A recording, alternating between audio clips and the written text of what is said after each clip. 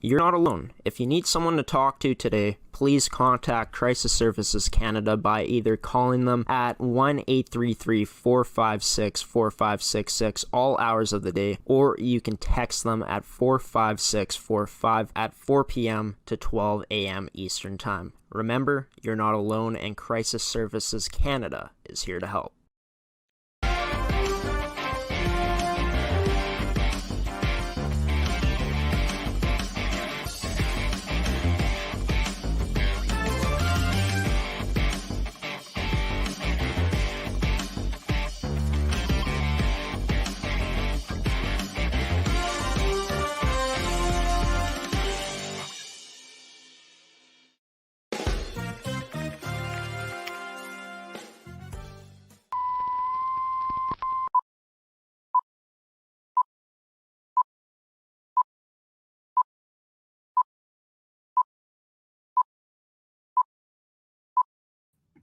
Good evening, everybody, and welcome to this Thursday evening edition of Coffee with Graeme on ASTV Productions. I am your host, Graeme Forsyth. This edition of Coffee with Graeme is brought to you by Evolve Green, Tovey Hockey, Case Financial Group, AETI, Pilot-Mound Hockey-Academy, and a new sponsor on the network called Supplemental Insurance. Well, not new to the network, but new to Coffee with Graeme. Special thanks to them for sponsoring Coffee with Graeme here moving forward. We got a stacked lineup for you guys in tonight's episode, meaning so many guests joining us. We got 5 in total, and we're going to start off with the coach from the Zone 4 Hockey League, head coach of the Morden Thunder, Ryan Merasty, will be joining the show. First off, to talk about his experience, his history of being the coach for this Morden Thunder team, talking about the season as well this year. How Morden has done. They are currently first place in the Zone 4 Hockey League. We'll get into, the offense, the defense, and all the good stuff with what's been happening with the Thunder this season, as well as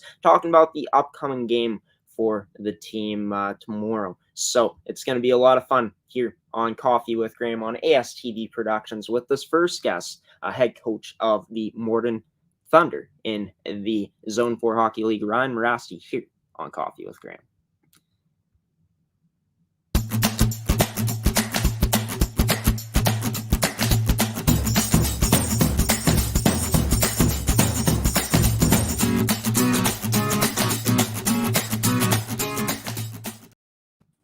And there he is, Ryan Merasty, joining the show on this Thursday evening. Ryan, great to have you here on the show. Excited to talk about, your time with the Thunder as the head coach, as well as just how the season's gone in this upcoming game for the team. How you doing on this Thursday evening, Ryan? Not too bad. Thank you for having me on here, Graeme. It's good to be here. Of course. It's great to have you on because this Morden Thunder team this season having a lot of success so far. Currently 6-1-1 on the season, 1 loss in OT. That came in the first game of the year. But let's start off with how you became the head coach of this team when you started as the head coach of this team.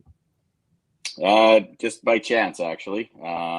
It was one of the situations where it came really quick. It was an opportunity that presented itself with not having somebody in place to coach the team, and kind of just approached by a couple of the people and a couple of the teachers at the high school and the principal, looking for somebody that might be interested in coaching, and having three kids of my own that have all now played with the Morden Thunder at some point in time, been part of the Thunder family for quite a few years. So coaching with minor hockey in Morden here for many years, just thought it was a good time to step into a role like this and be able to coach a lot of the kids that I've coached in the past. So kind of just got thrown into it a little bit quick, but really good and really fun. So this is your first season as the head coach of this team? Yes, it is. Yep. Awesome. So, a lot of success so far. Talk about your background in coaching leading up to this, coaching in the area of Morden. We moved to Morden just over 12 years ago from northern Manitoba, and kind of just coaching here and there. A lot of the 06 kids, which is my youngest son's age group. So just been kind of part of coaching from those groups on in Morden here when I've had the time and the availability, either head coaching or assistant coaching quite a bit. Just kind of picked up a lot of those things on well-being here. Again, work and having a job and stuff like that, and being able to coach at the same time has always been a struggle. But passionate about it. Been coaching for over 20 years now, probably. Yeah. Great to hear that you have a passion for the game that stemmed much longer than just this year, over 20 years of coaching experience. Talking about the coaching staff on this team, the coaches you're getting a chance to work with this season. Jason Van Robies is one of the assistant coaches, and him and myself have actually coached together previously. Prior to the pandemic starting, we actually coached one of the U15 teams together, and known Jason for a number of years. We play together on the Swaybacks Hockey Club, our Sunday morning get-togethers, and so known Jason for quite a few years, and both have the interest in coaching. And Jason's absolutely fantastic. He's stepped up when I made the call to him to ask him if he wanted to help out coaching. It's there's a lot of we're not really, it's the head coach, assistant coach, we all coach together, right? Input and lean on each other. And then we have Nick Tremblay, who's a alum of the Morden Thunder. Actually, he played there for a bit, and he's actually doing his teaching degree, and his practicum is actually being done at the high school or at in Morden here, and he actually reached out to see if he could actually help out coach with the team. Just something that he's passionate about as well. So yeah, great to hear that you get to coach with Jason, someone you've known for a very long time, and then an alum of the program, which is great. You're in your first season as a coach, the team currently in first place at this point in the season, 6-1-1, as mentioned before. Talk about, before the season started, what it was like doing the training camp, doing the tryouts to get this team, get this group ready to go this season, to pick the right group of players. It's always a struggle. It's always, especially being so a short amount of time to be able to put a team together, a short amount of time to get things lined up and going. And it's always a difficult thing, especially when you only have a certain amount of kids that come out for tryouts. So only being able to roster or put on ice so many players, and all the kids want to be there. Be it in either grade 12 kids or grade 9 kids and grade 10 kids. Everybody kind of wants to be there. It's really difficult to cut kids, I guess you can say. But it was a really short turnaround from the time that we started our tryouts to picking the team to having our first game. Unfortunately, we didn't even get a chance to get into any preseason games. We tried a couple up. Things just didn't quite work out in terms of time frame. But we worked really hard, and we had a plan right from the beginning of the season, exactly what we looked at as a team and how we wanted to build this team, and kind of sticking to that plan as we go right now. Yeah, and it's paying off big time right now. Looking at the team's stats, just more into depth here, 47 goals for, which is fourth most in the whole Zone 4 league right now, and 23 goals against, which is tied for third least. Talking about the offense, obviously Coin Fair has been the team's leading scorer, but other than Fair, there's a lot of depth on this team. How pleased have you and the coaches been with the depth that you've seen generated out there from not only the forwards, but the defense as well on the scoreboard? It's one of the things that we looked at building this year, is that we wanted to have that. We've got 10 forwards on the ice, and 6D is what our allows us to have right now. And it's buy-in from each group. It's buy-in from each line. There's, you can say we have a number 1 line, a number 2 line, a number 3 line, but we really don't. We kind of split the lines up so that they all have something to present to the team. They've got a lot of offense. We've got the defense that needs to be on each line. And our defensive core is, we have some of the really talented, speedy kids out there. We have some of the stay-at-home D. We try to split it all up so that it's even amongst the groups. So when you look at it, we're not a team that's based on a first, a second, or third, or fourth line. We're based on we roll all 3 of our lines and really try to get them all involved in the game. So, Yeah, and that's been on full display this year, just with the depth that's been shown. But talk about Quinn Fair, of course, the team's leading point getter, leading scorer on the team. Just how impressed you've been with this kid's ability to perform night in and night out for the team. You know what? I've had the pleasure of coaching at Coin for a number of years now, being on many different teams. Him and my son have played together for quite a few years, both with the Morden Minor Hockey Association and then some spring hockey leagues, and being able to coach in those aspects as well from different programs. I've watched Coin and grow from being a little tight to where he is, and we really looked at where we could play Coin this year and how he would fit in, and knowing the players that we've played with and who he's played with in the past. And Coin's one of those players that's got a really great act for the game. He's got an eye for positioning. He's obviously got a goal scorer's touch, especially in and around the net. So the ability for him to play in the power play, for him to get minutes that way, his size and his speed has allowed him to be on our penalty kill.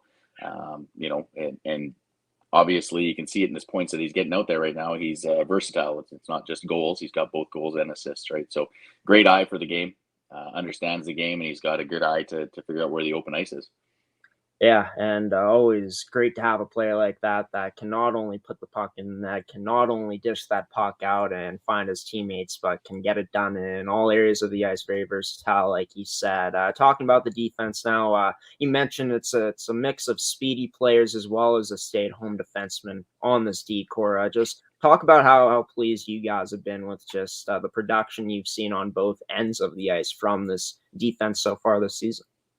Yeah, it's we've got a 6-man D pairing, or we took a look at how do we separate our speed to who's going to be the stay-at-homes, and how we're going to run a pinch and how we're going to kind of hang back, and it's new systems that everybody's kind of working on.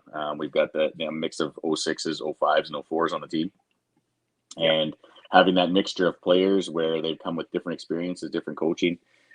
The defense have bought into a system of they get exactly what we're looking for in terms of if they're going to hang back, they're kind of trying to read the plays to make the plays really quick out of the zones. First pass out of the zones, key importancy, and watching the game, understanding how to slow things down. And it doesn't mean slowing the game down where you're at a snail's pace, but just slowing it down so that you get head up and watching what's going on to make those passes. There are quarterbacks back there. They make a lot of the plays happen. So, been very good this year, and very impressed with our core of D. Yeah, and not only having a strong D core is good, but having players, as a whole, a unit that can step up. This whole team, forwards playing good defensively, obviously huge too. And I feel like that has probably been the case for you guys. How have you felt that this team has performed as a unit, just in that end of the ice, in the defensive zone as well as in the neutral zone as well? Yeah, and one of a couple of key points that we have in every game, and a couple of things that we do work on are puck possession. We're a smaller team, and we're based a lot on speed. But one of the things that comes with speeds is being able to control the puck, being able to control the game, having puck possession more so than the other team, keeping the puck 200 feet away from our goalie. The more advantage we can take of that, the better chances we have of winning as a whole team. So some of the key takeaways that we have in our games is that one of the big things that we harp on, or one of the big things that we kind of push on our bench is we don't like seeing shots on our goalie. We like to tell our goalies that maybe they picked the wrong position to play in, because we really want them to be absolutely bored in net. So we work on blocking shots. We work on, like I said, puck possession and not allowing any shots on our goalie. That's kind of one of the key areas that we try to work on. Yeah, and a lot would say, and I agree with this as well, and I'm sure you would agree with it. The best defense is the best offense, and having puck possession is one of those things, right? Being able to possess the puck more than the other team. Talking about the goaltenders, though, like you said, position that you might not want to choose on this team because you don't like them getting much shots. You kind of want them to be bored out there. But from when they've had to, step up and make those saves, how pleased have you been from the goaltending so far this season? You know what? It's been fantastic. And I can say that Cole and Pasha obviously split the games that they've had right now. And again, it's building confidence back into the two. Obviously, if watching where we're at, Cole Robertson as our senior goalie on the team, the grade 12er, he hasn't actually played hockey for, I think it's been 4 seasons. He's actually been out of goaltending. So for him to step back in and to be able to put the skates and pads back on and come and stand in front of the net and take shots at a higher level of hockey than what he played at when he left, been fantastic. He's obviously an athlete through and through to be able to maintain, to be able to stretch and move the way that you do as a goalie. Yeah. And Pasha, obviously, I've coached Pasha quite a few times, and building his confidence and watching him improve every year and every game, and gaining that confidence, and watching the smiles come out of their masks when they end up where they're at, and it's fantastic. I love watching how they're playing right now and what they're presenting to the team. So. Yeah, and Cole Robertson, like so many years off, and then he picks up right where he might have left off and having a great season like he is right now. Great to see. This team, you guys, the Morden Thunder, started off the season with an OT loss, 5-4, the first game of the season. Like you said, no preseason this year, but then after that was on a 5-game winning streak. Just talk about throughout those games, what was so nice to see from the team to be able to get in the win column consecutively 5 times like you guys did. You know what? Like I said before, it team effort through. It's 100% the play from our guys buying in. We are a little bit slower starting in the first periods, but we pick our socks up and we kind of get going where we need to get going in the second and third periods. But one of the key things that we wanted to get out to the boys this year is that everything's got to be based on fun. We're one big team. We do things as a team together. We get prepared together as a team. You're going to get what you put into it, right? And as a team, if everybody's on the same page, it's great to see all the kids in the room having a big smiles on their face, being back into hockey, being back into the high fives and the sharing the experiences. And then you got your grade 12ers that are taking the younger kids under their wings because, our 06s are going to be the kids that come up to grade 11 next year. Grade 11s are going to be our grade 12ers next year and going to be the seniors on the team. So bringing those experiences and being able to put it all together like that, it's fantastic to see. And I think a lot of this is attributed to the fact that the kids are having an absolute out there and having fun. Yeah, and I know that you wanted me to send you the link to where people could watch this episode before the game to get, some players on the team watching or get the team watching. And the numbers have been pretty high in that regard. So shout out to the Morden Thunder players for any of you guys watching. Thanks for tuning into the show tonight to watch your head coach speak about you guys. Talking about it, though, after the win streak ended, 4-1 loss to the Pembina Tigers, you guys came out and bounced back after 6-3, winning 6-3 against the GVC team on Tuesday. Just talking about how nice it was to see the group bounce back from the loss you guys had against the Pembina Tigers after being on such a long winning streak. You know what? It's actually, and I know you never want to say that, losing is great, but sometimes taking a loss is actually a good thing. It brings some, makes the kids a little bit more humble and makes them realize what it takes. They understand what losses are like now. They understand that where they need to be in order to win those games. And going and looking at the league across the board, the top 6 teams in this league, on any given night, it could be a win from either side. That's what's fantastic about this league right now is the talent pool in this league and the competitiveness is super close. It's the top 6 teams are gonna vie for those top positions, and it could be a winner any given night. Just depends on which team shows up to play. Yeah, no doubt about it. Just nice to see that compete level in the league, the parity that could happen because of like you said, just how skilled these teams are. Last question before I let you go here, Ryan. Game coming up against the NPC Nighthawks. They are the last place team in the league, but obviously nothing like you guys won't take them lightly coming in. Playing at home, a place where you guys have been very comfortable playing at this season as you guys are undefeated on your home rink. Talk about what the mindset is going to be going up against a team that's going to be very hungry to get their first win of the season against you guys, who are the top dog in the league right now. You know what? Again, the same thing that we reiterate back to the kids every game is we don't take any team lightly. We don't take any team to say that they might be the last place team in the league, but that doesn't mean anything because any team can come out and play in this league, and it just takes a matter of us not playing our game, our positions, and falling out of what we want to work on. Like I said earlier, key points to our games is we don't want shots on net. We need to work on certain aspects of our game that we're still very new into the season, 1/3 way through the season, and we still have a lot of building to do. We want to peak at the right time. We want to peak right at the end, right at the end of the season, right into playoffs.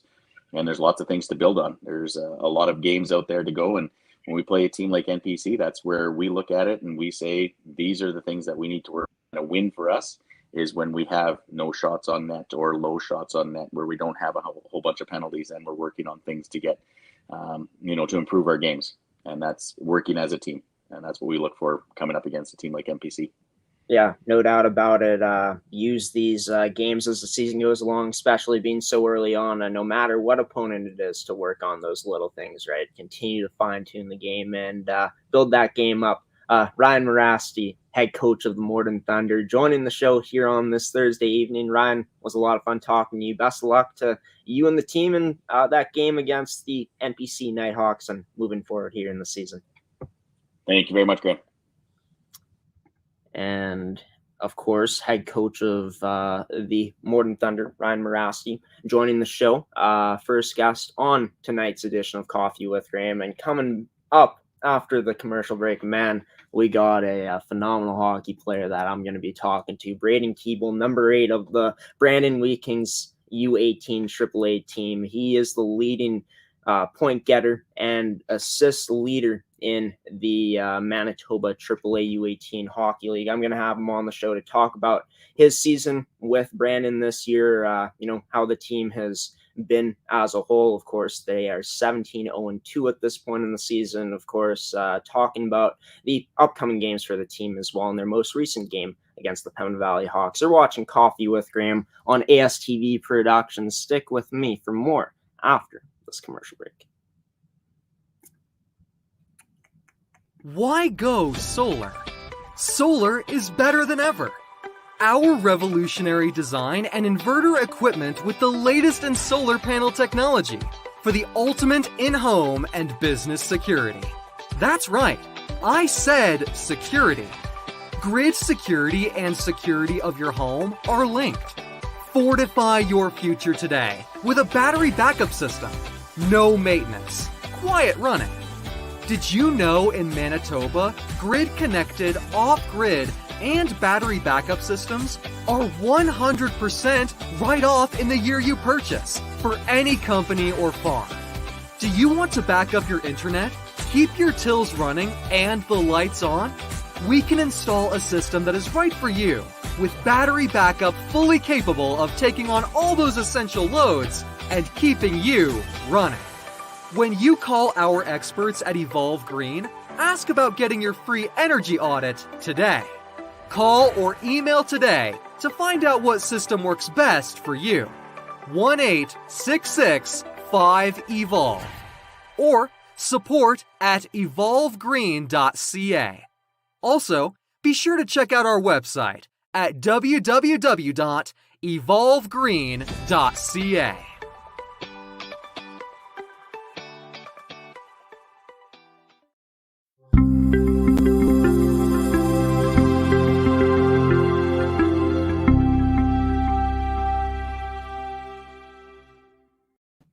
Welcome back to Coffee with Graeme here on ASTV Productions, everybody. Ryan Merasty, head coach of the Morden Thunder in the Zone 4 High School Hockey League, joined the show first.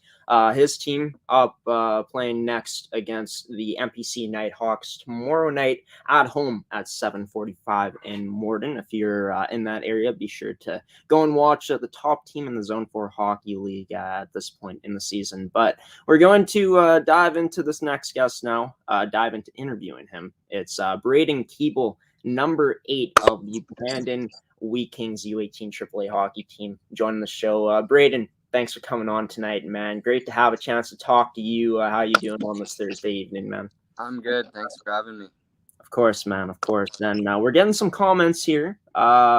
I'm pretty sure this might be one of your teammates, Hayden Glover, saying he's so amazing. Some emojis as well. Bobby Ryan saying some stuff too. Just starting off with this, obviously you guys on Brandon this year, so close. Talking about, what it's been like getting to play with this team this season in your third year in the Manitoba U18 AAA Hockey League. Yeah, no, it's been awesome. Obviously, we got a really good team and a really good group of guys, so couldn't ask for much better for coming back as a third-year guy, and it's been a lot of fun.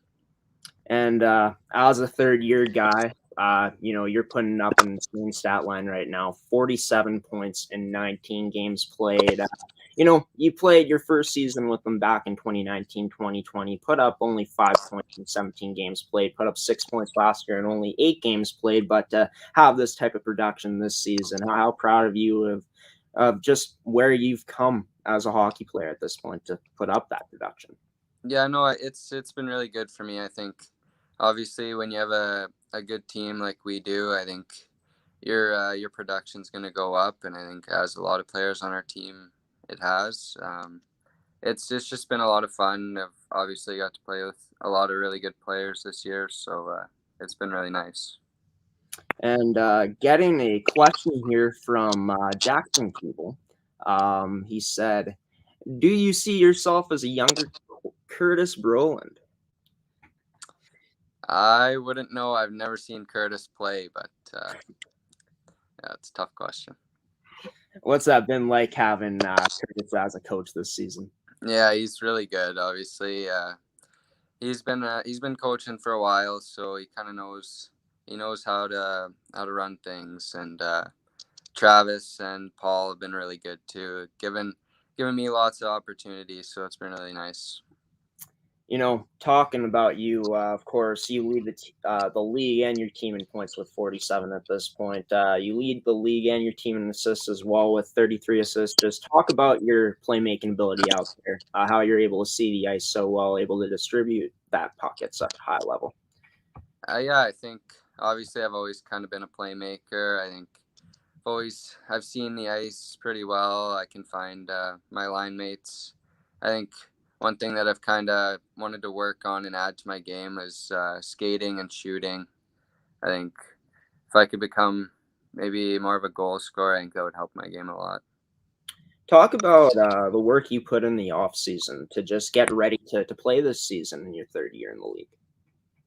Yeah, I put in a lot of work. I think off the ice is the most important for me right now. I think just getting bigger and stronger, getting ready for the jump to junior A next year.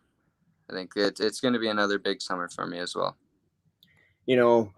Having this type of season this year, how do you feel like this is going to help, continue to develop your game, get you to that level you want to play at, like you said, playing at the junior A level? Yeah, for sure. I think obviously with having such a good team, it's helping everyone. I think the production and just winning games, it's really helping the development of everyone. Well, you've been able to play with some great line mates as well. Clark Caswell, who was an 06 player, I had him on the prospect, so he's been lighting up this year. I'm pretty sure you played with Dylan Schrader as well this year. Talk about the line you've been placed on and how you guys have been able to go out there and generate like you have. Yeah, no, it's been awesome. Obviously, Clark's a really special player. He coming in as an 06, I think he's got the highest points per game in the league. So, and I think just the way he can carry a line, and then with Dylan Schrader, he came in this year after playing high school, and I think he's really held his own, and he's became a really strong player for us. Obviously, forechecks really hard, and he really helps out our line too. Question from Bobby Ryan coming in here. Where do you see yourself playing next year? I'm guessing in junior A. I actually recently committed to Brooks, so in the Alberta Junior Hockey League. Really excited about that. I think they've obviously got a really good program out there, and yeah, I'm really excited. It should be really good for my development out there. How excited are you to move away from home, get some, experience of living on your own? Obviously, you'll probably be living with billets, you'll be probably living with people, but getting that experience to, move away from Manitoba. Yeah, no, obviously it'll be really good. I think obviously you get to play with some new players out there too. Obviously I'm gonna need a big summer to come in and crack the lineup, but it's obviously there's some really, really good players out there, and so it's going to be a lot of fun. And I'm not even going to pronounce this name right here, a place that you'll have a chance to play against. But are you excited to play? I'm not sure. Can you see the screen there? Can you see that comment? No, I can't. Okay. Are you excited to play Way Sikapa? I think that's how you pronounce it. Actually, I'm playing in the Alberta Junior Hockey League next. Yeah, that's what I was thinking. Who is your idol? Owen Wallace asks. I think obviously watching a lot of hockey growing up. Just guys that I try to play like could be guys like Mitch Marner or Braden Point. They're obviously really fun players to watch. They're super skilled, and they're more playmakers. So I think I've always grown up watching them. And question coming from Jackson Keeble once again. What are your off-season plans to crack the Brooks lineup? I think obviously getting in the gym, getting bigger, getting stronger, and then back to the on-ice stuff, working on my shot, working on my skating, everything like that, just to get ready for the season. Another question coming from Game Sports and Fun here for you, Braden. How's Emma Dennis going to feel about the big jump to Junior A? I don't know. Okay, we'll leave that be. But let's get back to just the consistency you've shown out there this season to put up so many points as you have night in and night out. Yeah, obviously, I think the line mates are a big part of that.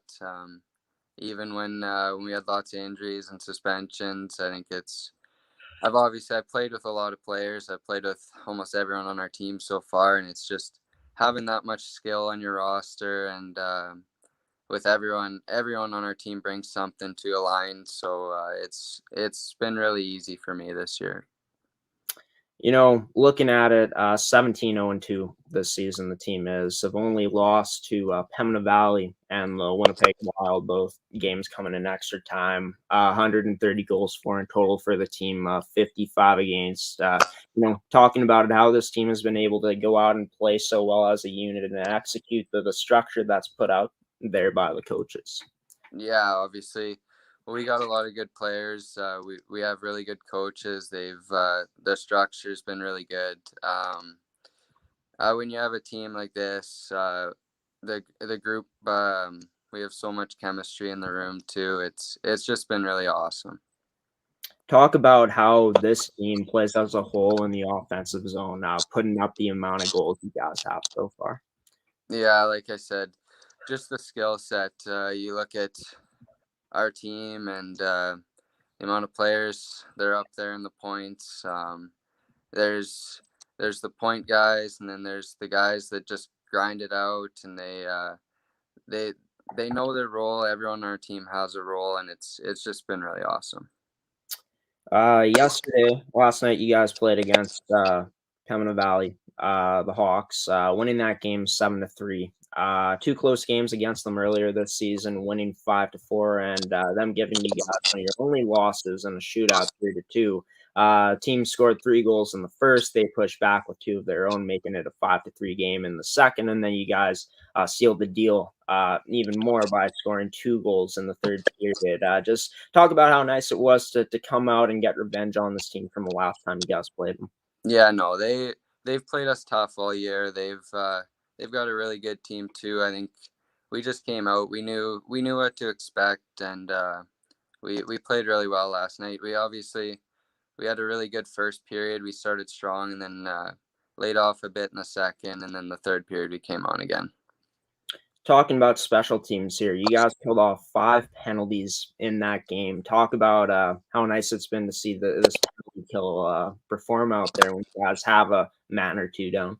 Yeah, no, it's been really good. I think the guy that's just obviously we have a lot of role players. The players they go out for penalty kill, they know they're out there to do a job, and we've been getting it done so far, so that's good. Have you been able to play in power play situations and obviously power play, but penalty kill as well this year? Yeah, I have. It's been really good. Like I said before, Curtis has given me a lot of opportunity, and I really appreciate that. So it's been a lot of fun. The upcoming game this weekend, games this weekend against the Norman North Stars. Norman 8-11-3 coming in. You play them at the very start of October. Blew them out in both games, but coming in a team that's going to be hungry to try to beat you guys, to try to shock you guys. What's going to be the mindset coming in against a team like this? Yeah, no, for sure. Obviously, we played them about a month ago now, and we know they're a totally different team now. They've added a couple guys back, and they're playing some really good hockey. So we know if we don't show up to play, they'll beat us. So we got to come ready, and we can't take anyone lightly. Obviously, both games coming at home this upcoming weekend, but you guys started off the season on a 7-game road trip. Talk about what that was like opening up the season on the road as many times as you guys played. Yeah, no, obviously road games can be tough sometimes. Obviously, you're sitting on the bus for a while, but I think it's just staying focused and in the room, making sure everyone's ready to play. All right, we're going to take 2 more questions from the viewers watching here. Going to start off with this question from Bobby Ryan once again. Do you play any other sports besides hockey, Braden? Just golf now. I used to play baseball and volleyball, but now it's just mostly focusing on hockey. Right on. That's basically how it goes with players as they're trying to get into the sport they want to play as they focus on mainly that. But I'm assuming you say your golf game is pretty good. I'd like to think so. Some people might say otherwise, but yeah, that's always the way it goes, right? One more question here from Jackson asking, how has Curtis molded you into the young man and player you are today? I think obviously playing with this team for 3 years. He's been here all 3 years. Just the development that he's given us, it's been really good. Obviously, the opportunities he's given me, I can't thank him enough. Going back to Norman, this team on paper, 112 goals a game, second most allowed in the league. How are you guys looking to expose this Morden team once again, offensively, like you did in the previous games, blowing them out 10-2 and 12-3 in those games? I think just stick with what we've been doing. Obviously, we've been able to score goals all year. I think part of that is just with our skill set. We know we can score goals. It's just now focusing on the defensive side of the game. And, like mentioned before about that 7-game road trip, going to the other side of things, this is going to be a start of a 5-game homestand for you guys. How excited are you to be able to get so many games as home, the team in general getting so many games at home coming up in these next 5? Yeah, no, it's awesome to play at home. It's always fun. I think just with the fans and the crowd, it's awesome to play in front of them and friends and family. It's nice to be at home for some games. Well, the Brandon Wheat Kings U18 AAA hockey team in action twice this weekend, coming up against Norman North Stars. Braden Keeble, number 8, leading point getter and assist leader in the Manitoba AAA U18 Hockey League, joining the show tonight. Braden, best of luck to you and your team in these upcoming games and in the rest of the season. Thanks for coming on Coffee with Graeme. Thanks for having me. Appreciate it. Of course. You take care, man. You too. And was awesome getting to talk to Braden Keeble, the leading point getter, the leading assist player in the league right now, leading the league in assists at this point with 33. Absolutely insane. He was also named CCM Player of the Week this past week in the Manitoba AAA U18 Hockey League. So congratulations to Braden on that accomplishment. Coming up after the break, we're going to talk some Pilot-Mound Hockey-Academy hockey with one of their goaltenders, Miles Gordon, number 31, joining the show here to talk about his first year playing at the academy, experiencing the lifestyle here in small town Pilot-Mound, Manitoba. Talking about the season and the upcoming weekend for the team against the Indigenous Sports Academy Eagles as they come to Pilot-Mound to play at Blackjack Stewart Arena for 2 games coming up tomorrow night and on Saturday afternoon. You're watching Coffee with Graeme on ASTV Productions. Stick around for more after this commercial break. Welcome to Pilot-Mound Hockey Academy, your world-class academic and hockey training facility created to maximize each student's athletic and academic potential. Blackjack Stewart Arena, home of the Buffalo, is inside the 46,000 square foot complex, as well as a curling rink and other facilities. The students have a unique combination of successful, well-rounded education at Pilot-Mound Collegiate Institute and the professional hockey training in an encouraging community. The years of experience of on-ice coaching propel our students to the next level, both mentally and physically, in a professional environment.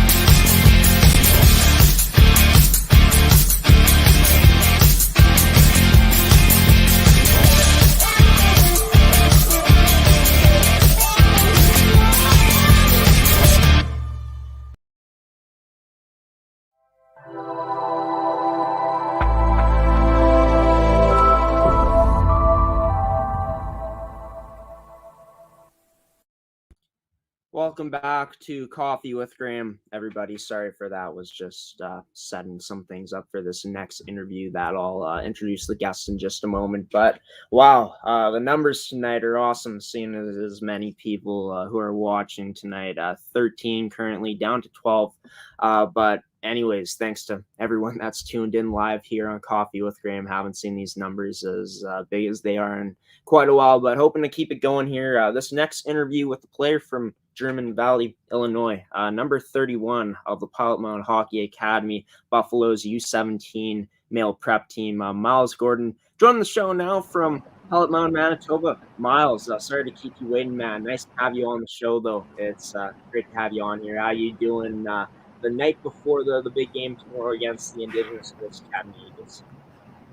Yeah, I'm doing great. Thanks for having me on.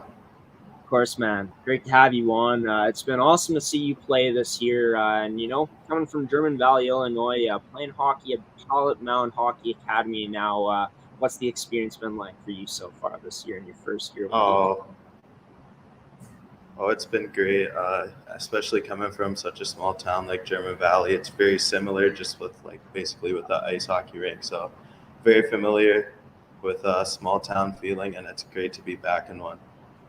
Was that one of the biggest determining factors for you to come here, is just that familiarity of having a small town feel? Yeah, that was one of the aspects that went into it for sure. But a lot of the development, a lot of the next level opportunities that come with playing here definitely helps persuade me to come. And just talking about the staff, the goalie coach you've had a chance to work with, Gordy Tummelson, what's that experience been learning from Oh, a goalie coach like him? Yeah, he's great. I love him. Very funny guy. Learns a lot or teaches me a lot about the game. I can ask him whenever, and he'll usually shoot me a text or give me some on ice advice, which is always great to have in a goalie coach. Talk about the facility here. Yeah, you know what? Before I get into the next question, Gordy Tummelson, a good friend of my other show, Rise and Shine Manitoba. Here, always like you said, a funny guy, great guy to have on the shows here on ASTV. But talking about the facility, Blackjack Stewart Arena, how nice it's been to go to work there every day. Oh, I love it. The ice is great, good quality. That Megatron right in the middle definitely helps. Not having to look behind for other scoreboards or that, but just looking straight up, that definitely helps. But it's a great place. I love it. Talk about the off-ice activities now, like the training, the school aspect of things, how you've enjoyed those so far. It's been good. We do like team things after every practice, like just to get in shape. Like just today we did core right before the game, so keep getting in shape. And then the schedule life has been great. Just walking to school every day, walking back, nice exercise every day. And then me and a couple of my buddies on the team, we usually wake up every morning and get like an extra workout in too, which definitely helps get better. Yeah, and I follow some of you guys on Instagram. Seems like you guys have become pretty close. Talk about the bond that not only you, but all the other players have built on the team so far this year. Oh, definitely. I think we mend well as a team for sure. There's been a couple of outliers, but we've tried to bring them all together, and I think it's coming together well, especially on the ice. These past few weekends have been better than definitely before. We're passing the puck more, and the chemistry's been great between us. Yeah, that's such a huge thing, right? Having the dressing room intact, being close as a team, not having those clicks coming together as one, and going to be awesome to see you guys continue to do that. You played. You're from German Valley, Illinois. Coming to play in Pilot-Mound, Manitoba here in Canada. What's that been like facing more Canadian competition than you faced before in the U.S. when you were there? I've actually played in Rink Kelowna last year, so I've been in this league too. So it's been not. I've gotten lots of games last year because of COVID. We only got like 6 or so, but definitely I like the league. It's a good league. Lots of skilled players, lots of talented players. So it's been tough to get used to. U.S. hockey is a bit more physical, not as much skill, but up here in Canada, it's a lot of skilled hockey being played. Talking about your playing style now, Miles, as a goaltender, just what the strengths are in your game as a goaltender at this point. I definitely think my position is one of my strongest aspects. Just like never really have to make a desperation save because I'm always right there, and definitely rebound control too. Never putting anything right in harm's way of the other team, so they can put the biscuit in the basket. But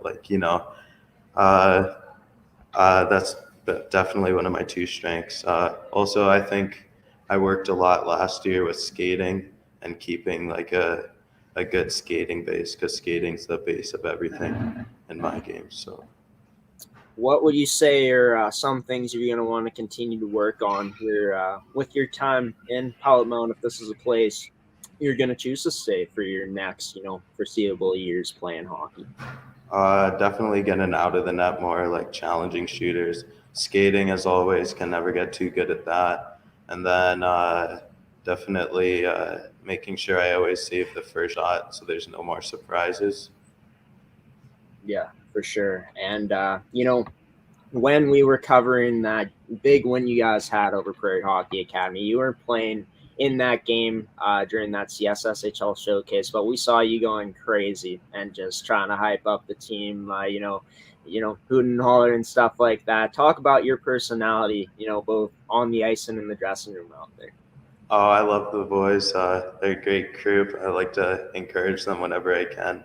I was definitely going crazy in the stands. Me and Emerson, another guy in the team, we were going nuts back there, trying to rile up the crowd, rile up the boys and stuff.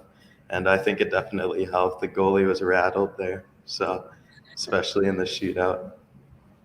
Yeah, for sure. It was great to see. It was apparent to see, you just being fired up. I absolutely loved it. As a broadcaster watching that game, seeing those things. But, talking about the team now, you guys have gone 2-8 in the regular season. Not 2-8 in the regular season. That's your record this season with the team. Sorry, your team so far this year is 2-10 in the CSSHL, 10th out of 12 teams, 20 goals for, 70 against. But I feel like this team has gotten a lot better as the season has gone along. Talk about the improvements from this team since the start of the year when you guys got together.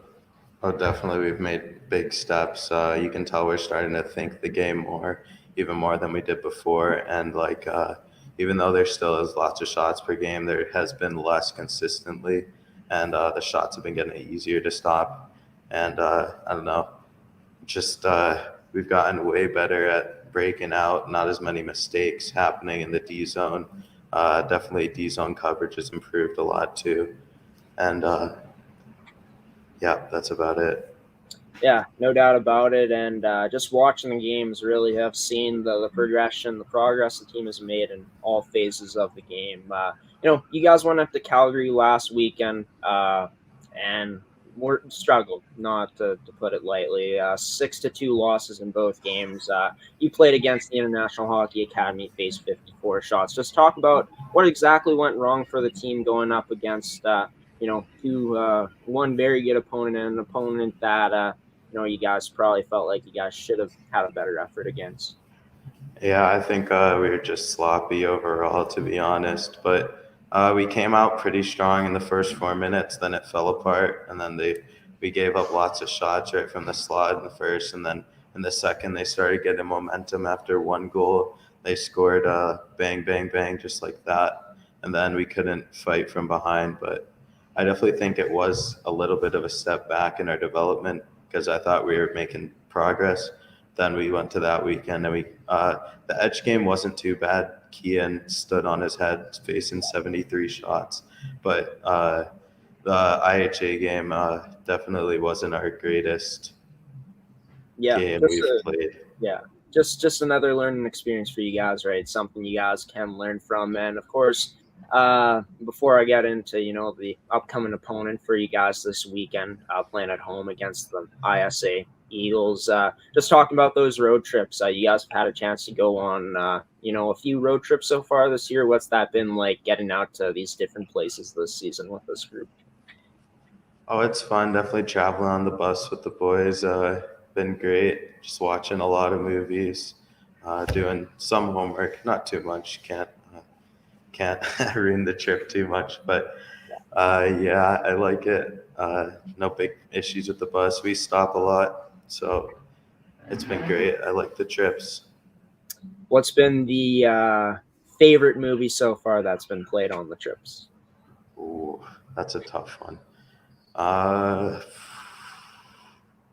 I'd say I watched this one. I think it was Now You See Me Too. It was about magicians. Yep. Yeah.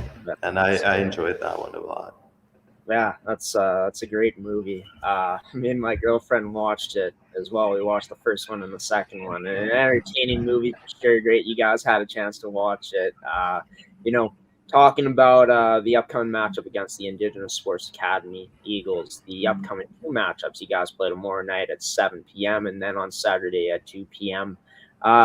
Talking about, you guys have played them 3 times before this year, won once, lost twice. You played in that 5-1 win and in that 3-1 loss. Obviously it's been a while since then. What's going to be the game plan coming out against this team, knowing that you kind of know their tendencies, their strategies from before playing? I think we just got to get pucks in deep and pound them, because they're not too much of a skilled back end back there. And last time we ran it up, not too much, but one of our highest scoring games of the year. So I think we just got to get back to that and definitely keep the puck out of the net too. And big weekend for you as your parents are coming into Pilot-Mound. I know that they're there already. I heard from your goalie coach, Gordy, that they came out tonight. How special is that to have them out here this weekend, watching you play in person for the first time this season? Yeah, it's great. I'll definitely have to put on a show for them. Yeah, no doubt about it. What's that been like being away from home, not only this year, but when you went to the rink, Hockey Academy in Kelowna last season, just being away from home from them? Last season it was tough because I had to go like 10 months without seeing them because of the borders being closed. So I was there for the whole 10 months without seeing them. But this year they get to visit a bit more and I get to go home for break. So that's definitely fun. But it's just something you got to push through. But no matter what, your job remains the same. It's to stop the puck. So that's what I'm here for. Now, got to ask you this question. Of course, you were born in the U.S. You've had a chance to spend many American Thanksgivings with your family. Got to ask you, what is your favorite go-to Thanksgiving dish that's put on the table? Definitely mac and cheese. I've always been a fan of that. And it's just something about it. It's just very, very good. And I'm guessing you guys make the homemade mac and cheese, none of that Katie stuff. Of course. Of course. See, I love Katie. Katie is great. And then my mom started making homemade mac and cheese. And honestly, Katie's never been the same. Do you guys ever just dress it up with some bacon, maybe some other stuff in there? What's yeah, definitely. Mac and cheese Definitely. Recipe?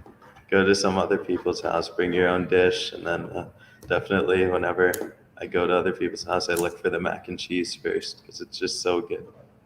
Yeah, no doubt about it, man. I'm with you there. Just one more question before I let you go. How much your parents' support has meant to you, just making this huge commitment of coming out to Canada and trying to, better your development, continue to chase the dream of just becoming a better hockey player? Definitely. I'm so thankful for that. Every time I step on the ice, got to make the best of it because I know they've made sacrifices for me, and I got to make the best of that for them. And they wouldn't expect anything less. Well, Miles, excited to watch you play this weekend when you do play. Do you know exactly what games you're playing yet, or are you going to go? I'll be starting the 7, and then I'm not sure after that. Well, you got to put on a show for the parents, right? Coming out to watch you this year, to watch you play in person for the first time.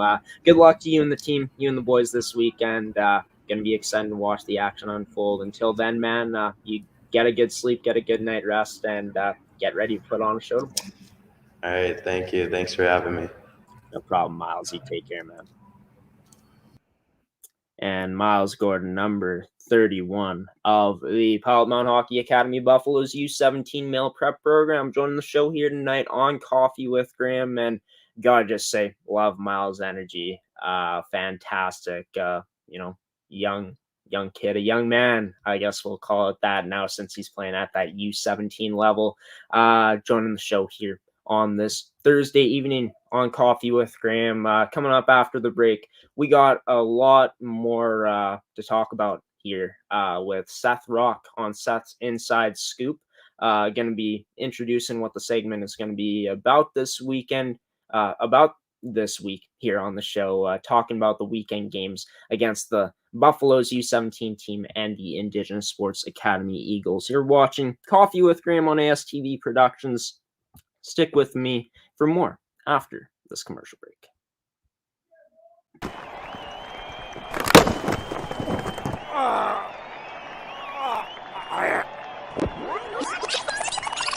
All right, guys, make sure you watch that coverage out there.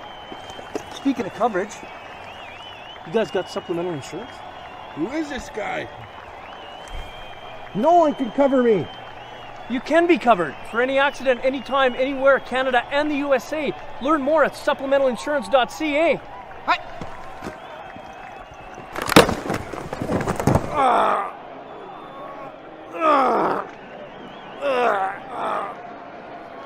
Oh, brutal.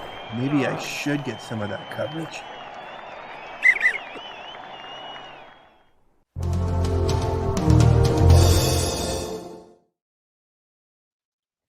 Welcome back to Coffee with Graeme. Got to get the banner up here. Welcome back to Coffee with Graeme on ASTV Productions, everybody. You guys just heard from our newest sponsor here on Coffee with Graeme in Supplemental Insurance, our newest addition to ASTV Productions as a sponsor. We will use not only in Coffee with Graeme, but on the other shows here on the network. Yeah, if you're looking for additional coverage and you are an athlete, contact Supplemental Insurance today. Go to their website as well as it was shown at supplementalinsurance.ca. Miles Gordon, number 31 of the Pilot-Mound Hockey-Academy Buffaloes, joined the show most recently to just talk about his experience with Pilot-Mound Hockey-Academy, the season so far for the team, as well as his the upcoming matchups against the Indigenous Sports Academy Eagles, and having his parents come out to watch him in person for the first time, making the trip from Illinois all the way to Pilot-Mound, Manitoba this weekend. Going to be a lot of fun to just see Miles perform in front of them tomorrow night against the Indigenous Sports Academy Eagles at 7 p.m. here on ASTV Productions. And speaking of the Pilot-Mound Hockey Academy U17 Mill Prep Buffaloes and the Indigenous Sports Academy Eagles, Seth Rock, third man on the broadcast crew here on ASTV Productions in Manitoba. Usually he's been filling in for color a lot recently because I haven't been able to make it out to some of the games. Cody Wall has been stepping in and doing a fantastic job as a play-by-play commentator. I will say that. Cody, you're doing a great job, man, if you ever see this. But I'll tell you once again, just because you're doing a great job out there, stepping into a new role at points, being play-by-play commentator. But yeah, Seth Rock joins the show on his weekly segment here on these Thursday evenings on Seth's Inside Scoop to break down and preview the upcoming games in Pilot-Mound, Manitoba this weekend, tomorrow night, and on Saturday afternoon, previewing and breaking down the Buffaloes as well as previewing and breaking down the Indigenous Sports Academy Eagles. So without further ado, let's roll this week's edition of Seth's Inside Scoop here with Seth Rock on Graeme on Coffee with Graeme on ASTV Productions.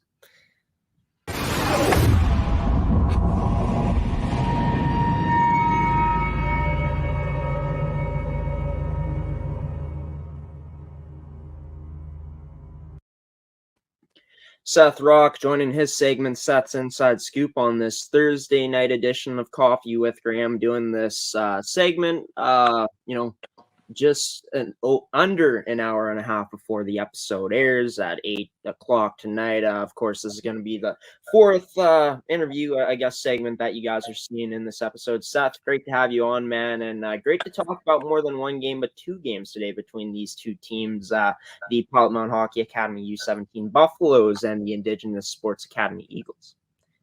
Yeah, it should be entertaining. Hopefully this weekend we don't have any issues. Over the past few weeks we've had a few mishaps here and there, but really looking forward to these two games coming up. Yeah, and we're going to have some new features, Seth. I know you're going to be excited for the replay feature we're going to be unveiling in these two games, as well as using our green screen that we're going to have in Pilot-Mound for those two games for our pregame show and just for our, I believe, during the segments as well, like the, Seth's Inside Scoop between the periods. But let's get into it. Let's get down to it. The first team we're going to talk about here, Pilot-Mound Hockey Academy, coming into this game after a weekend of struggles last weekend in Calgary, losing both games 6-2, getting outshot heavily, and giving up big amounts of goals in two of their periods. The second period against International Hockey Academy, and in that third period in their game against the Edge. But just looking at the Buffaloes, how you're looking at them to bounce back this weekend against the Indigenous Sports Academy. Yeah, certainly. I definitely am expecting a bounce back because before they went in and lost those two games, they were playing some pretty good hockey. They had strung a few wins together coming in, and they had to play two good teams, and unfortunately for them, they lost both games and not the way they would have liked to. But they're definitely looking to get back in the win column here. Yeah, and big problem for the Buffaloes this past weekend was giving up a lot of shots. They gave up 73 shots to the Edge and then 54 shots against IHA. Something we've been talking about is their D zone has really been coming along. How do you look at them to turn things around defensively against the Indigenous Sports Academy Eagles this weekend? Yeah, they gotta, it's got to be more of a team effort. I think, not only the defenders in the defensive zone, but it's got to be, the centers and the wingers as well.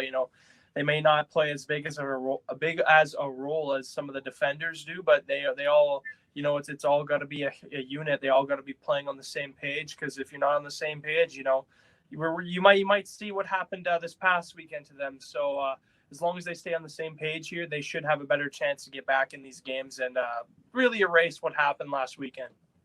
Yeah, for sure. And, two players that I think will really, be the driving force from that back end are players like Keegan Leach and a player like Maddox Deriank. What do you expect from those two players? Two very good puck-moving defensemen for the Buffaloes.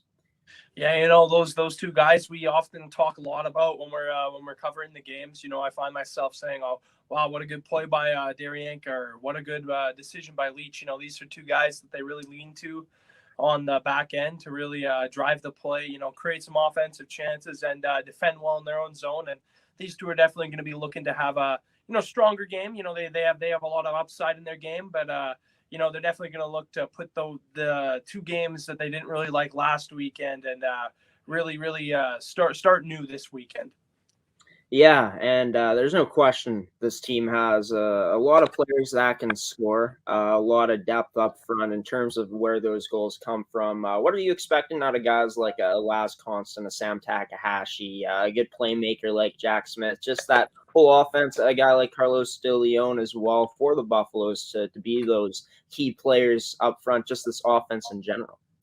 Yeah, these guys are guys that get opportunities every game, and they're definitely going to be looking to rewrite the script a little bit from last week. And I think we got to expect that. These are guys that can really move the puck well and can really fire pucks and put them in the back of the net as well. You mentioned their depth. They got a lot of it, whether it's players like Les Constant, Sam Takahashi, or even, players down in the depth roles like Izzy Amy and some of the other guys. And even the defense, like we mentioned before, this is a team that can really perform when all players are at their best hockey. And I'm expecting we're going to see that coming Friday and Saturday.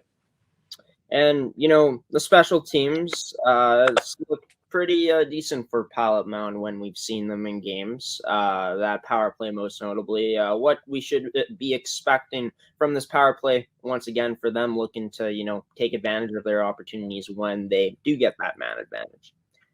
Well, I think it's gonna play a little bit into what happened to them, last weekend. They're definitely gonna be looking to get more firing on all cylinders, and I think with the power play going up against this Indigenous team, I think it's definitely gonna help them out. They really gotta be firing on all cylinders, like I had said. So a power play is your best opportunity to score because you got one extra guy out there, and I think their power play is really gonna be looking to get on the board.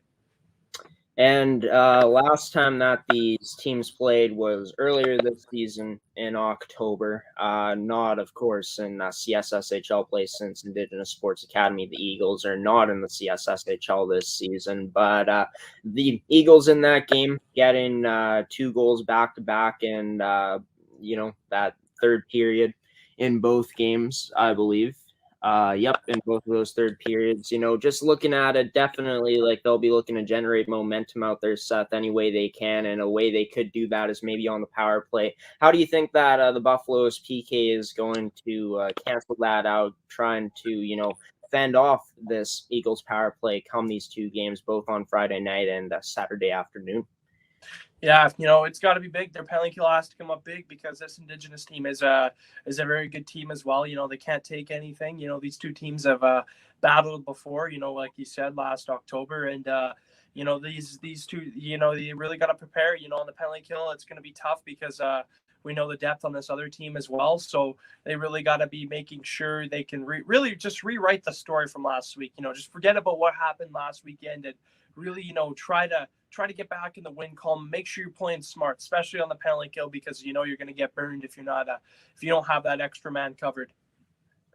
Now, diving into the Buffaloes goaltending, of course, we've seen how good these goaltenders can be. They got a lot, and I mean a lot of action last weekend, Seth, for the goaltenders that played. But no matter who is in net for the Buffaloes this weekend coming up, what should we be expecting from them to try to, maybe will their team to get the win this weekend in these two games if it comes to that?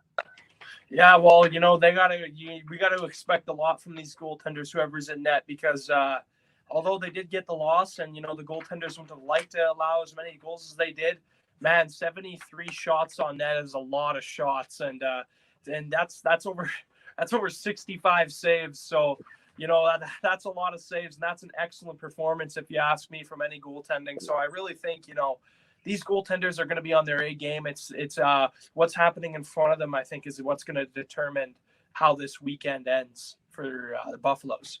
Yeah, no doubt about it. Just that defensive zone coverage by the Buffaloes, not allowing as many shots, not as many rebounds out there, because like you said, 73 shots that came against the edge allowed by the Buffaloes, and then not as much, but quite a few in the next game this past weekend against the International Hockey Academy, 54 given up. But, looking at a player to watch for the Buffaloes, who is a player that you're going to be keen in on to be that player to watch for the Buffaloes this upcoming weekend games?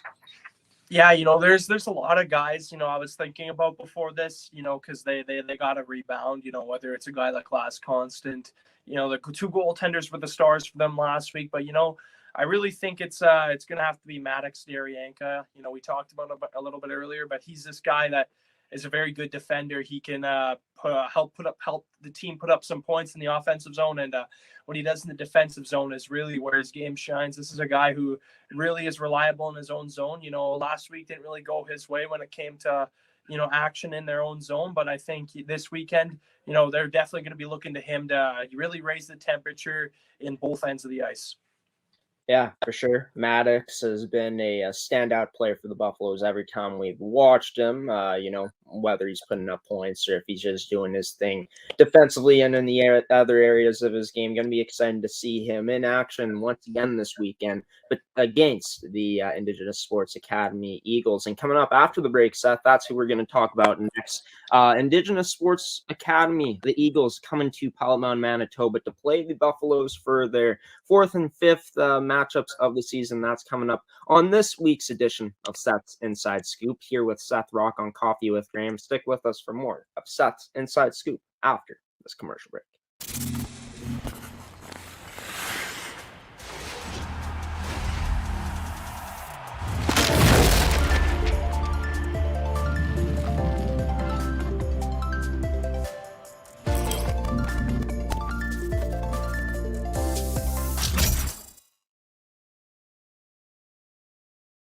Welcome back to Seth's Inside Scoop here on ASTV Productions on Coffee with Graeme. Seth Rock joining his segment here on the show here once again on this Thursday evening episode, this time recording this segment on this Thursday. Seth, we talked about the Buffaloes in the first part of your segment this week. Let's talk about the other team, the team that's coming into Pilot-Mound to face them in both of the games, the Indigenous Sports Academy Eagles. This team has had some history against the Buffaloes already this season, playing them 3 times earlier this year, like mentioned before. They dropped their first game against the Buffaloes 5-1, but then won the other 2 games in close ones, 3-2 and 3-1, scoring 2 unanswered goals in both of those games to get the win. But, looking at it, what we should be expecting out of this Indigenous Sports Academy team coming in to this weekend playing at Blackjack Stewart Arena. Yeah, the really interesting thing before I go into that about this is like how one team can win like 5-1 and the other team will come back the next game and it'll be like a completely different story and they'll be able to get the victory in that game. It's just interesting, to see teams being a lot closer than you would think they are. And I think from what we're going to expect from the Eagles is a lot of what we saw in the other games. It's going to be there. Like we've talked about this factor lots on this show, but is the resilience. If they get down in the game, they can come back, and they don't have any problems with coming back in the game. And they got a lot of depth. They got some players that can really play hard, and they got some great goaltending too. So it should be entertaining game for the Eagles coming up this weekend. Yeah, for sure, and it's going to be tough for you to break them down as in depth as you have with all these other teams, because just the lack of information, the lack of stats that is out there on this Indigenous Sports Academy team. But knowing that it's probably, I'm thinking that you're thinking it's probably going to be a whole team effort from them this weekend once again as well to be able to try to get the wins. Yeah, definitely, and in those other games that we saw when they faced the Buffalo, they proved that they had. It was a whole team effort. They may not, score 5 goals a game in their victories. They won 2-1 and stuff. But, that's just a testament to how good their defense and their goaltending's been. You got these. You're able to hold the lead. They lost the previous game 5-1, but were able to come back and really the defense shined bright in that game, being able to hold the Buffaloes down to 1 goal only. So I'm expecting a lot of that coming into this weekend's game. They're going to try to emulate how their last 2 games went against the Buffaloes and really try to bring that here and play the way they did in those other games. Yeah, and I'm trying to remember it exactly. I'm pretty sure they had some pretty big players in terms of size on this team the last time that we saw them, Seth. And, knowing that the Buffaloes have some players that can dish out the hits, like an Izzy, a smaller player on the back end who likes to play with a physical side to his game, and Keegan Leach. How important do you think the physicality is going to be from the Eagles this weekend against the Buffaloes to maybe generate some momentum? Yeah, I think it's really going to be big. We've talked about the Buffalo's big hitters in the past, but like you said, this team has some size. So, they definitely can match the Buffaloes in physical play, maybe even outshine them, because we know how physical the Buffaloes like to play, because we've covered them lots in the past. But this Eagles team, they got just as much bite in them as well. So it should be a very physical game from both sides. But yeah, I'm definitely expecting the Eagles to match the pace of the physicality, or even top the Buffaloes maybe. Yeah, should be interesting to see who's going to be the more physical team. I remember in the third and final game that we watched back in October, it got pretty physical, pretty nasty out there. But looking at it, going into this team's offense more into depth, what you're expecting out of this offense that the Eagles are going to bring this weekend. Yeah, the last few games they played against the Buffaloes, they weren't able to put up many goals, but they were able to get victories. And I think it's going to be a lot of the same. If they want to, from the offense, they're going to be able to pitch in when they can. But I think the main thing is going to be trying to keep the Buffaloes off the board. I know you talked to me about this offense, but I really think if this team is going to put up some good offensive numbers in these games, I think that it really needs to be just a full team effort. And I think everyone needs to buy into a system in order to, really succeed against this Buffaloes team who's proved they can play some really good defense in the past. Yeah, and let's talk about the defensive side of things. You kind of highlighted that you like the defense out of the Eagles the last time that we saw them. Just talk about this defense from this Eagles team, how they're going to be looking to shut down this Buffaloes team and most likely shut down a forecheck that's going to be coming pretty heavy on them. Yeah, they do got a very Buffaloes do have a really aggressive forecheck and have a pretty deep roster of offensive guys, but I don't think it's the too much the Eagles can't handle. We talked about how good their defense is as well, and I think it's really going to come down to I think the defense is the main key for both teams in this game. It's got to be defending, keeping the pucks out of the net, making sure other guys don't rile around your goaltender a little bit, try to keep him on the game. But yeah, the defense is going to be the biggest part. And I think for the Eagles, if they can really buy into a defensive system this weekend, I think they can get the upper hand on the Buffaloes.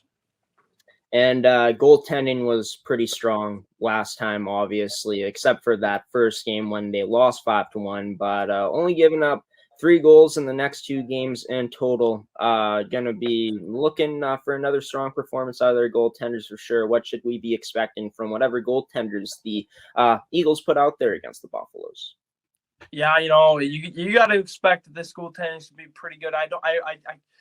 I can't recall. I think last time, one of the games we did cover against Indigenous, I did give one of the my player of the game to the goaltenders. So the goaltender that was in the net. So I think we can expect a lot of that coming into this game. They got two goalies that can play games and make a lot of saves, and I think that's really going to help.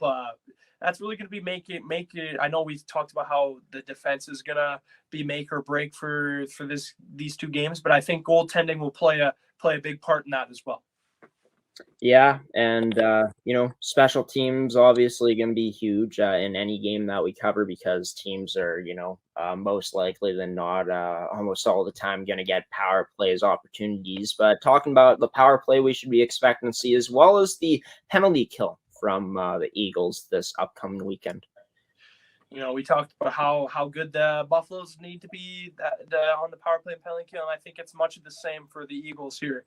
Just make sure while you're on the penalty kill, you can block shots. You got guys out there that aren't afraid to block shots, get in passing lanes, really try to dump pucks as much as you can, because the Buffaloes, they got that deep team. They can run two power play lines, and they'll be just fine.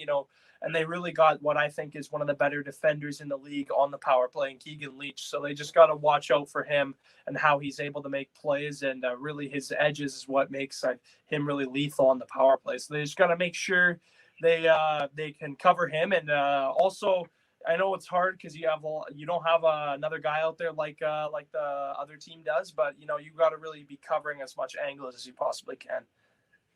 Yeah, no doubt about it. Talking about the power play as well from the Eagles, how they should be looking to try to expose this Pilot-Mound penalty kill that they're going to see out there. Yeah, I forgot you mentioned power play in that last one too. Sorry about that, but yeah, it's got to be quick. We know how aggressive, but in the past we've talked about how aggressive the Buffalo's penalty kill has been, really racing for those pucks and really forcing the defenders to make plays that they don't necessarily want. So you got to move the puck fast. It's all about quick movements on this power play, especially against a team like the Buffaloes, how aggressive they are. So yeah, quick puck movements, get pucks to the net, and really try to shoot. If you're going to shoot from far away, make sure you shoot for a rebound so you can bang in those pucks.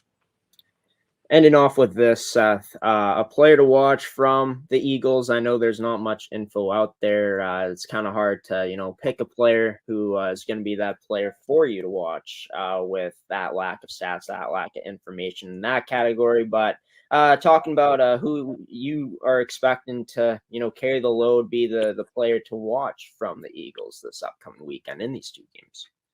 Yeah, I'm gonna go with that goaltender. I didn't say who he was. That was my player of the game last time we saw, but I'm gonna reveal him here. I'm gonna go with Trey Kincaid, the goaltender for the Eagles here. Last time we saw him play, he was very solid. And I can't recall quite the amount of saves he had, but I remember it was quite a lot. So this is definitely one of the players they're gonna need. The Buffaloes are gonna need to get on this goaltender early if they're gonna want to have any chance of succeeding coming up this weekend. Yeah, now that you mentioned the name Trey Kincaid, I do remember him having a very strong performance against the Buffaloes in that win that he got in, those games that we covered against, with them going up against the Buffaloes back in October. Seth, going to be an exciting weekend. I won't be there tomorrow night. It will be you and Cody Wall on the call, but I'll be there with you on Saturday to watch the final game between these two teams on Saturday afternoon at Blackjack Stewart Arena. Of course, if you guys are looking to watch some hockey, some good amateur sports, some great amateur sports action this weekend, be sure to check out our broadcast between the Indigenous Sports Academy Eagles and, of course, the team that we cover all their home games, the Pilot-Mound Hockey-Academy U17 Mill Prep Buffaloes. Seth, thanks for coming on once again. This Thursday episode on your segment, Seth's Inside Scoop. You take care, and I'll see you on Saturday, buddy. Yep, thanks, man. Always a pleasure. Always forget I mute my mic during those pre-recorded interviews, pre-recorded segments. But yeah, Seth Rock joining the show here on this Thursday, once again on his segment, Seth's Inside Scoop. And the action starting tomorrow in Pilot-Mound between the U17 Male Prep Buffaloes taking on the Indigenous Sports Academy Eagles. Of course, puck drop in tomorrow's game going at 7 p.m. Cody Wall and Seth Rock will be on the call, and then on Saturday I'm going to be in Pilot-Mound along with Seth Rock to call that second game and final game for the Buffaloes this weekend. Coming up after the commercial break here on Coffee with Graeme, going to be the weekly edition of the Hawks Report, this Thursday edition, of course, airing it every Thursday with Jannick Grenier, number 3 senior defenseman for the Pembina Valley Hawks U18 female team in the MFHL. She's going to join the show to talk about the past weekend of games for the Hawks against the Abros and the Lightning. She'll also talk about the game they played yesterday against the Eastman Selects as Pembina Valley was on the road. And then she'll talk about the week of practice that they had, the one practice they had on Tuesday, as well as herself as a player, the cardio prep workout the team has tomorrow before they go on the road once again this weekend, taking on the Yellowhead Chiefs on Saturday in Shoal Lake, and then on Sunday against the Westman Wildcats at Hartney. You're watching Coffee with Graeme on ASTV Productions. Stick around for this week's edition of the Hawks Report after this commercial break.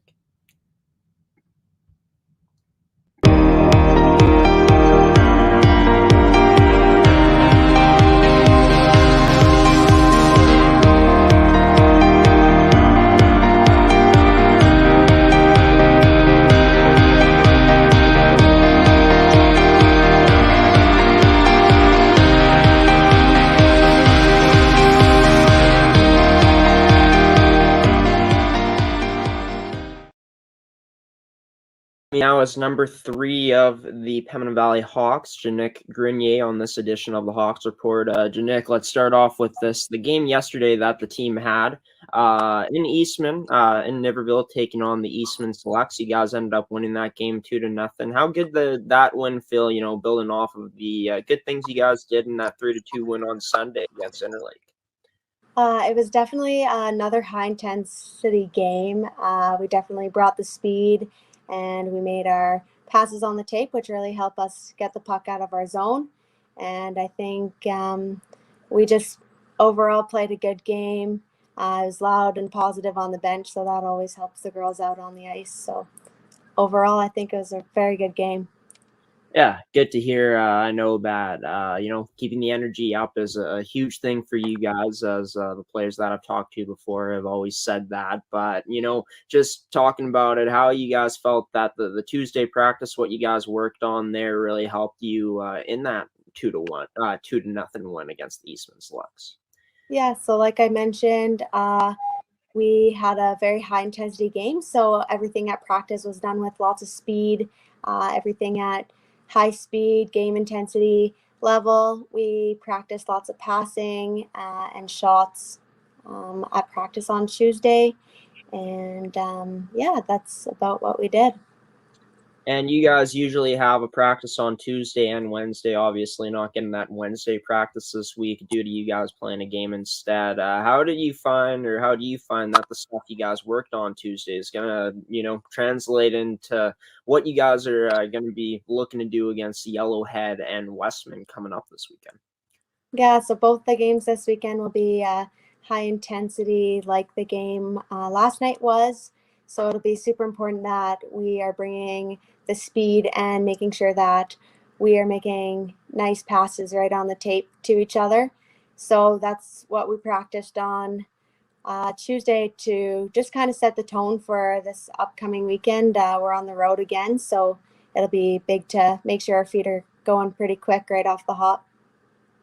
Let's dive into the past weekend of games. This past weekend when you guys played against the Abros in Winnipeg, losing that one 6-4, and then winning against Interlake 3-2. Dive into that game against the Abros, going up against the top team in the league. In that game, gave them a good test, but fell short in that game. Just talk about, the things that the Abros did a bit better than you guys in that game to get the win over you guys in that game against the Abros last Friday. Yeah, I think our biggest problem on Friday was staying out of the box. We were just a bit too aggressive, and that costed us. And in this level of hockey, teams are going to capitalize on the power play. So it was a bit unfortunate that we weren't able to stay out of the box, but definitely we learned our lesson there. So we're hoping to stay out of the box this weekend. Well, it seems like you guys were able to have some better success against Interlake. Of course, you know, the last place team in the league, but anytime you're able to get a win against anyone in this league, it's always a good boost of confidence. You know, going up against Interlake, beating them 3-2 over the past week, and talk about, you know, what you thought the team did right in that game rather than the game against the Avros. We played a solid 60 minutes on Sunday against Interlake. I think the girls were positive on the bench. We were positive on the bench as well on Friday, but positivity was still there. And that's always nice to see. The girls were pretty happy with what we were putting out on the ice, and I'm pretty sure the coaches were too. So that's great. Looking at your season so far this year, you've been injured for some of it. How nice is it now to be back in the swing of things, being back with the team and playing in games? The team is like my second family, so it was really tough not being able to play hockey with them. Sitting out is always tough on a player, no matter what caliber of hockey. So it's been really great just to be back on the ice. You know, just playing with the girls, it's super fun, and the group of girls they're really awesome. So I'm so fortunate to play with them. What's been the biggest focus for you, just trying to get back into the you know, game speed of things, getting back to, you know, playing your type of game, playing the style of game you want since you've come back from injury? Yeah, definitely. Being an offensive defenseman, trying to get my shots through to the net is super big. The girls are really good at working the puck in front of the net. So as a defenseman, it's important that I put that puck right to the blue paint so that our girls can work their magic. And the other thing is making clean breakout passes. It's super important, just so that we can get the puck out of our zone and play in the opponent's end of the ice. And for you personally, from a personal standpoint, just in those two games over the past weekend against the Avros and against the Lightning, how do you feel like you fared in doing those things, like generating shots on net, making those breakout passes, playing to the strengths of your game this past weekend? I thought I played two decent games. Yeah, breakout passes were good. It's always nice to play with a lot of speed. So bringing that speed, it's helpful when the girls are playing fast too. It just pushes me to be a better player and making sure that I am doing the things that I need to be doing to help the team bring success. And then in that game against Eastman yesterday, you felt like those things in your game were also on full display. Like you felt like you had a strong game there as well. Yeah, I do. Honestly, I think the whole team had a really great game last night. From goalie to defense to forwards, everybody was doing their jobs, do what we have to do to pull another 2 points. So I think that it wasn't only me playing my game, but everybody was playing their game. Yeah, great to hear. And, you know, you've been with this team for 3 seasons now. This is your 3rd season with the team, obviously, and your senior season with the Hawks. Just talk about over the years how you felt that you've been able to develop into the type of player you are at this point in your hockey career. Yeah, so my first year, I was injured as well.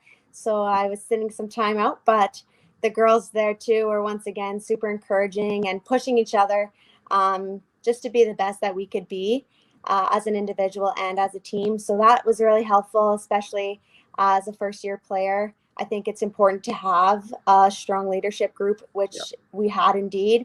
So it was really easy to be myself, not be afraid of making mistakes, and just playing the style of game that I wanted to play. And unfortunately, last year, because of COVID, we didn't get too many games in. So it was lots of off-ice training that we did. So that everything that we were doing, though, still related to the team and to hockey. So it definitely, I felt, improved the things that I'm trying to do this year. So I think that's great. And then this season, once again, out with an injury, not a big deal, back in. So just working hard. And once again, the girls are great. We're pushing each other just to be the best that we can. So it's really great. Yeah, and always like going through injury is tough, but good to know you've had a good environment around you to lift you up and get you through it. And of course, last season with COVID, just tough on everyone not being able to play hockey. But it's great to know and see that not only you guys but the other teams in this league and many other leagues here in North America going strong this season. You guys before you play this weekend are going to have a cardio prep workout tomorrow. Talk about what's going to be the focus in that cardio prep workout this week. I think it'll be super important that we are doing our stretches properly to make sure that that doesn't lead into injuries for the weekend, and all of our quick movements that we're doing it with lots of speed, just because it'll almost be like a head start to the weekend if we have our feet moving on Friday instead of just getting our feet going on Saturday. So it'll be super important to do everything with the heart. Yeah, and you guys playing against Yellowhead on the road at Shoal Lake on Saturday, playing against Westman, the Wildcats, at Hartney on Sunday. Talking about that Yellowhead Chiefs game, I know when I had Cambry on the show last week, she thought that the mental preparation heading into that game where you guys won against Yellowhead last time out 6-2 was one of the most important things. Talk about what that mental preparation is going to be like heading into Yellowhead. Trying to get another 2 points against them on the road this time. Yeah, I think mental prep, it varies between player to player. I know for me, it'll be just making sure that I'm listening to the right music on the way up because it's a long road trip. So making sure that we're not listening to, or that I'm listening to something that is going to pump me up for the game. And I think just being around the girls with positive energy is super awesome. It really helps me mental prep for my game because I just want to put it all out there to prove to the girls that, and so that all of us girls prove to the coaches that we want to be there and we want to win. And what is Jeanette Grenier's music of choice to get her fired up for a hockey game? It's a little bit of everything. I think a lot of it is like some old rock stuff, I would say. A little bit of AC/DC stuff, kind of a mix. Yeah, great to hear you mixing it up and having all that pump up music throughout the different genres you listen to. What's going to be the focus going up against Yellowhead? Obviously, you guys beat them last time out 6-2 win. They're going to be hungry coming in to try to avenge that loss. What's going to be the biggest game plan, the biggest focus for you guys when you step out on the ice to execute against this Chiefs team once again? Yeah, so like I mentioned, it'll be a high-intensity game, so it'll be super important that we are playing with a lot of speed. And I think that passing will be very important and getting lots of shots on net. And then finally, that game Sunday against Westman to finish off the weekend. You guys have played them already this season. Talk about, that mindset going into that game. Is it going to be about the same as the mindset going up against Yellowhead? Yeah, honestly, the mindset going into any game should be the same. Every team in the league, we can't take anybody for granted. So I think that everything will be the same. It'll be another high intensity game. So we'll have to make sure that we're doing the same things that we're hoping to bring to the Chiefs, to Westman. And what's the lineup situation looking like this weekend coming up? I know you guys haven't really had a chance to have a full lineup very often this season. Are there going to be some injuries again, or are we going to see a full Pembina Valley Hawks lineup this weekend? We are going to see another full lineup for the Hawks this coming weekend, so it's super great. All the girls will be getting some ice time, so that's awesome. Yeah, great to hear. Anytime you guys are able to get a full lineup, not only so encouraging to see everyone out there, but able to roll different lines and maybe look at some different combinations as well. Getting those full lines rolling out there. Jannik Grenier, number 3 senior defenseman of the Pembina Valley Hawks and the MFHL, joining this week's edition of the Hawks Report. Jannik, best of luck to you and the team this weekend on the road once again against the Yellowhead Chiefs on Saturday and the Westman Wildcats on Sunday. You take care. Thank you so much. Thank you. And Jannik Grenier, number 3 senior defenseman for the Pembina Valley Hawks U18 AAA team and the MFHL, joining the show here on the Hawks Report this week. Now, I know that I said that we got another one of their captains on the show, but seems like they're really busy. Asked team captain Quinn McLaren if I could have Abby Bordedwy on the show, Emily Foster, or what's the other one? Maya Pierce, but they were all busy. There were also many senior players busy as well on this team, but great for Jannik to come on the show and talk about the past weekend, this week that the team has had, and as well as the upcoming weekend of games for the team as well, and also talking to Jannik about her game, her development, playing after coming back from injury. Great to see her back there out on the ice and enjoying every moment of it. So we're going to take one last commercial break here on the show. Coming up after this final commercial break, I'm going to be giving you guys some final words and signing off on this Thursday night edition of Coffee with Graeme on ASTV Productions. Stick around for more after these messages.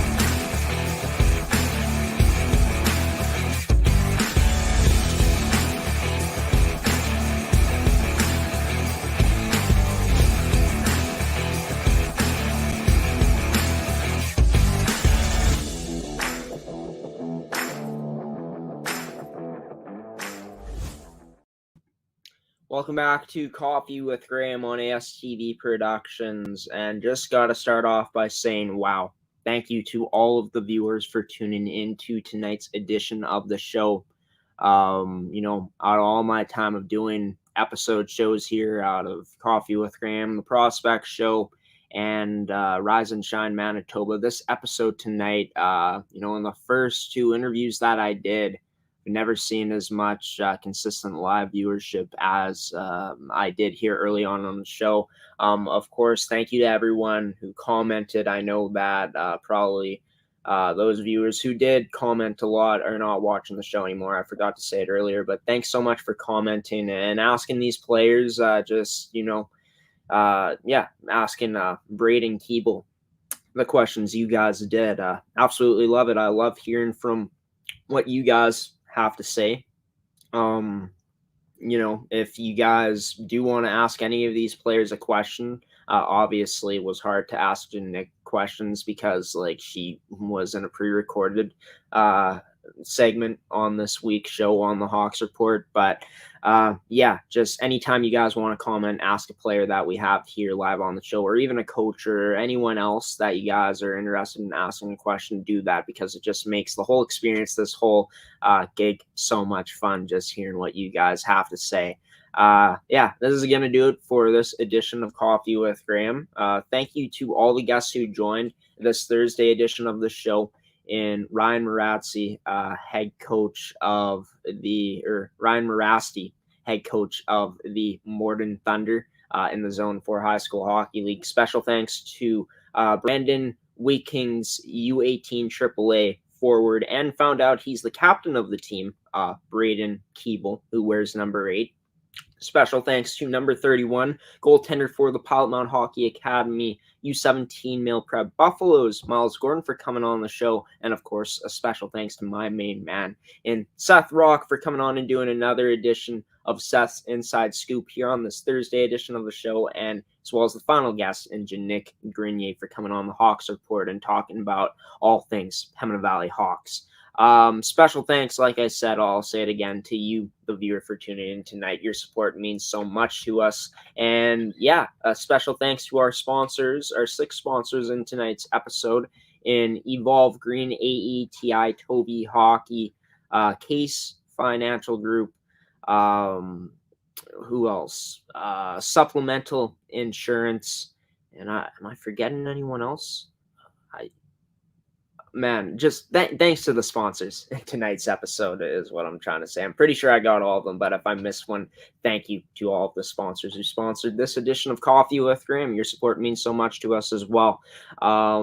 So Coffee with Graeme will be returning next week on Tuesday at 10 a.m. Central Time. It will most likely be a live episode, so you guys can catch that one on ASTV Productions on Facebook, on our website at astvproductions.com, or on our Twitter at Amateur Sports TV. We will be releasing the guest list for that episode as well the day before on Monday, either Monday morning, Monday afternoon, or Monday evening. Stay tuned for that. We'll be releasing who the guest will be on the next edition of this show on our Facebook and Twitter, as well as on our Instagram at ASTV Productions. Be sure to give us a follow on all of those if you want to stay up to date of who will be coming on the show and when you guys can watch these episodes next. Not just Coffee with Graeme, but the other shows we got here on the network.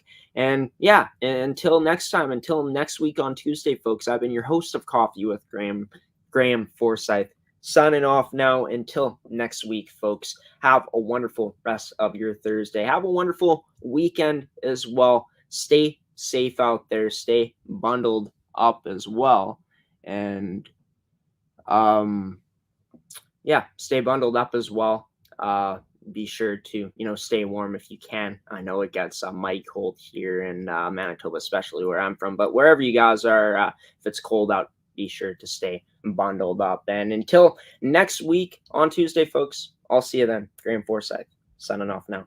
Peace out, everybody. Have a wonderful rest of your night.